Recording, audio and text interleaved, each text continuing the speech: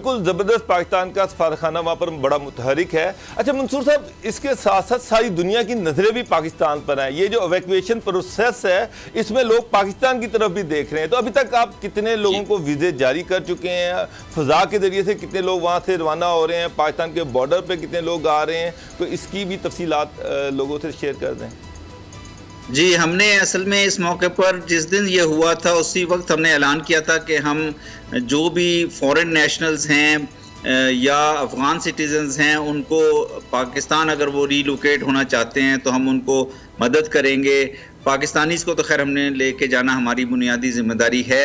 अब तक हम इस ज़िमन में 4000 से ज़्यादा 4500 के करीब वीज़ाज़ इशू कर चुके हैं, जिसमें अफ़गान्स हैं, मेजॉरिटी अफ़गान्स की है, लेकिन कुछ और नेशनल्स को भी हमने किए हैं ताकि वो पाकिस्तान जाएं और पाकिस्तान से फिर अगर वो आगे कहीं और अपने ममालिक में जाना चाहते हैं या अगर जो अफ़गान्स कुछ ऑर्गेनाइजेशंस के लिए काम करें उनको टेम्परेरी अगर रीलोकेशन की ज़रूरत है। इसमें मीडिया के भी वो लोग हैं, जैसे बड़े बड़े मीडिया के इदारे हैं, AFP है, रॉयटर्स है, CNN है, इनके भी जो लोग हैं अफ़गान स्टाफ और उनकी फैमिलीज़ को हमने वीज़े इशू किए हैं।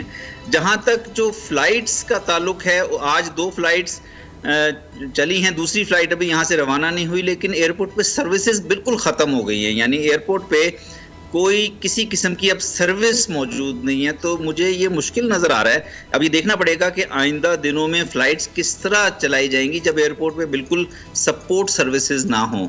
हमने बहरहाल चूँकि हमारा अफ़गानिस्तान के साथ ज़मीनी राब्ता भी है, तो हमने बाय रोड भी बहुत से पाकिस्तानियों को 200 से ज़ायद पाकिस्तानियों को वापस पाकिस्तान भेजा है तोरखम के ज़रिए, और बड़े पीसफुल तरीके से वो गए हैं सिक्योरिटी अरेंज करके।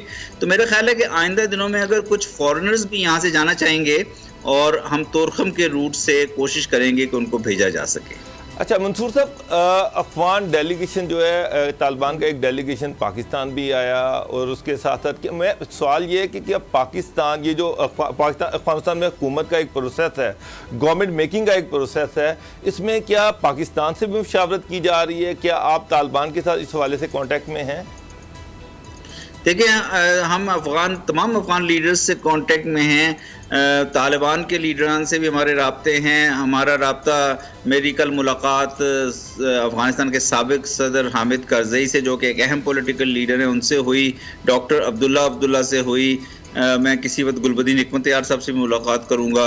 अभी जो काफ़ी लीडर्स नॉन पश्तून बैकग्राउंड के ख़ास तौर पर मेजर लीडर्स पाकिस्तान आए हुए थे, उनसे भी मुलाकातें हुई। मैं चंद दिन पहले पाकिस्तान में ही था।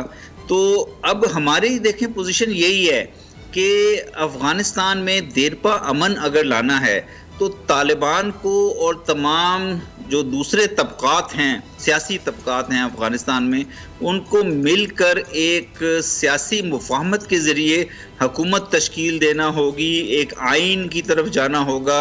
ऐसी सियासी मुफ़ाहमत, ऐसी हुकूमत जिसको अफ़गान अवाम जनरली कबूल कर लें, और जिसको इंटरनेशनल कम्युनिटी भी एक्सेप्ट करे, जिसमें ह्यूमन राइट्स भी हों, जिसमें रूल ऑफ लॉ भी हो।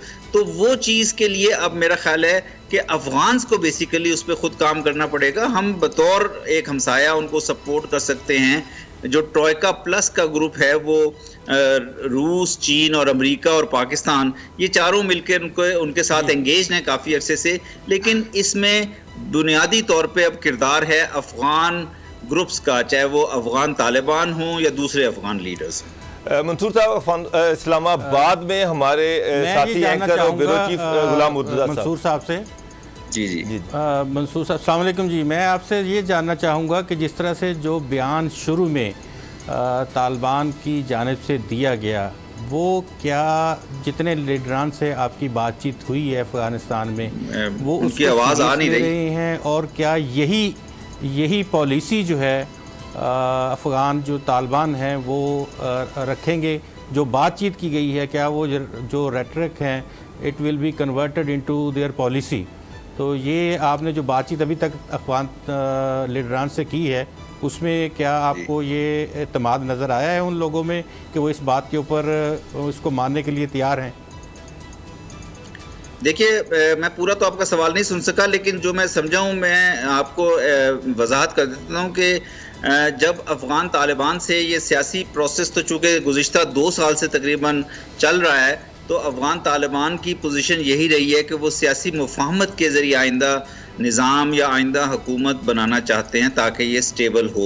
दूसरे जो अफ़गान पॉलिटिकल लीडर्स हैं उनकी भी यही पोजीशन रही है। कल जब मेरी मुलाकात हुई थी हामिद कारज़ई साहब से और डॉक्टर अब्दुल्ला साहब से, तो उन्होंने ये इस बात का मुलाकातें रिसेंट गुज़िश्ता 1-2 दिन के दौरान अफ़गान तालिबान के लीडर्स से हुई हैं, उसमें उन्हें ये उम्मीद नज़र आती है कि उनका रवैया मुस्बित है और वो इस बात को मद्देनज़र रखेंगे कि अफ़गानिस्तान के अंदर एक ऐसी हुकूमत की, ऐसे निज़ाम की ज़रूरत है जिस पे तमाम अफ़गानिस्तान के अवाम का, तमाम सियासी सोच रखने वाले तमाम नज़रियात रखने वाले तबक़ात का एतमाद हो। अब प्रैक्टिकली ये किस तरह होता है, तमाम दुनिया इसको ऑब्ज़र्व कर रही है और इसके ऊपर अफगानिस्तान की स्टेबिलिटी बहुत ज़्यादा डिपेंड करेगी। अच्छा मंसूर साहब, हमारे मेन एंकर उसामा गाजी साहब ने हमें ज्वाइन कर लिया है और इससे एक सवाल से मैं इतना पूछूंगा कि सारी दुनिया स्केप्टिकल है कि अफगानिस्तान जो अभी उन्होंने जो प्रेस कॉन्फ्रेंस की उसमें जो ऐलानात किए गए हैं कि ज़्यादातर जो फॉरेन मीडिया है, यूरोपियन मीडिया है या मगरबी मीडिया, वो ये कह रहा है कि जनाब नहीं, ये एक ज़ाहिरन एक ये सामने का फेस है, पीछे वही पुराना फेस है। तो आप तो वहाँ पर बड़े क्लोज लाजों में उनके साथ, क्या वाकई इस तरह से है या बिल्कुल तालिबान बदले हुए नजर आ रहे हैं? देखिए, मैं बता सकता हूँ वो अपने ज़ाती हमारे जो पाकिस्तान के साथ उनके मुज़ाकरात होते रहे, जब हम उनके साथ दोहा में मुख्तलिफ सेटिंग्स में उनसे मीटिंग्स हुई और ख़ास तौर पे ट्रोइका प्लस के अंदर चूँकि बहुत उनके साथ खुलकर फ्रैंक गुफ्तगू होती रही, तो उन्होंने हमेशा इस बात का इजहार किया है कि वो एक ऐसे निज़ाम के साथ जाना चाहते हैं, निज़ाम में जाना चाहते हैं अफ़गानिस्तान में फ़ॉरेन ऑक्यूपेशन के ख़त्म होने के बाद, जिसमें तमाम अफ़गान्स की शमूलियत हो। और अब चूँकि ये उस चीज़ को, उस वादे को या इस चीज़ को प्रैक्टिकली ट्रांसलेट करने का वक्त आया, तो ये अब देखना होगा कि जो अगले चंद दिनों में या हफ्तों में जिस किस्म के निज़ाम की तश्कील होती है, वो एक सियासी प्रोसेस के ज़रिए होगी, वो एक पॉलिटिकल प्रोसेस के ज़रिए होगी और उसमें किस किस्म के फ़ैसले किए जाते हैं।